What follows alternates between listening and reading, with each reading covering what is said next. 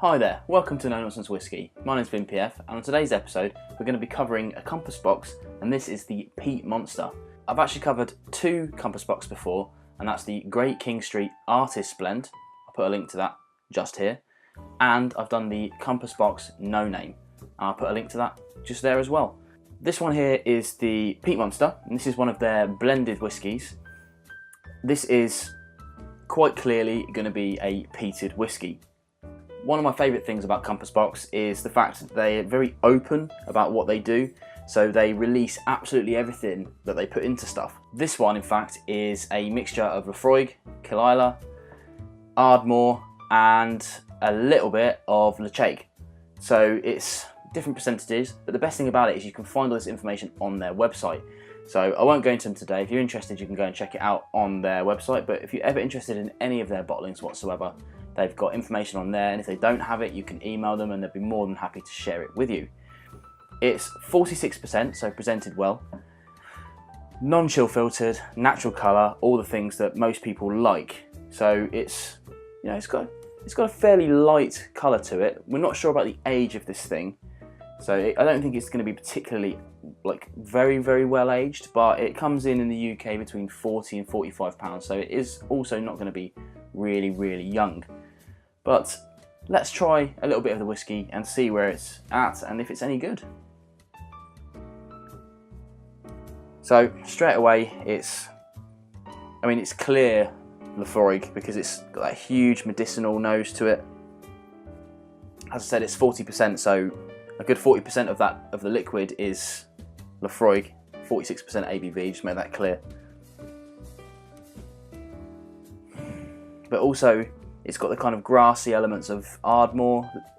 Ardmore provides a little bit of smoke to it, but it's mostly kind of the medicinal, real dirty peat is coming from Laphroaig. Caol Ila is providing the clean stuff. Ledaig is providing more of that kind of more peatiness, but it's not as medicinal. And it's all in there, but it's all really nicely well rounded. If you're not into your peat, this isn't going to be for you for sure, but if you are, there's lots to be enjoyed, I think. It's also kind of sweet as well. It reminds me a little bit of the Lagavulin 8-year, but a bit more medicinal than that with the Laphroaig in there. Let's try a little bit.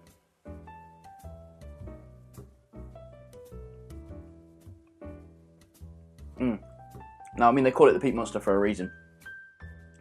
Huge hit. Like, if you're not ready for it, then it can be quite a hit indeed. 46% is really making itself known. But it's just got amazing flavours. Lots of that kind of earthy peat coming through, but also sweetness from some of the other malts that are in there. Really quite sublime.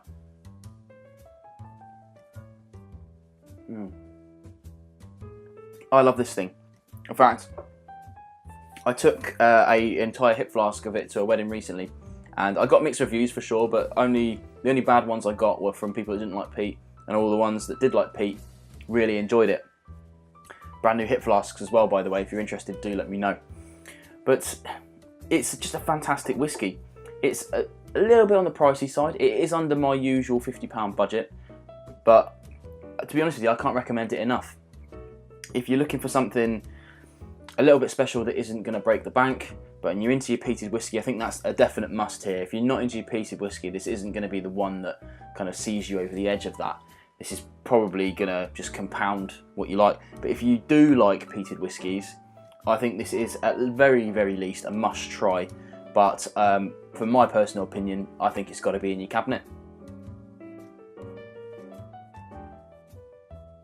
Why can't I speak today?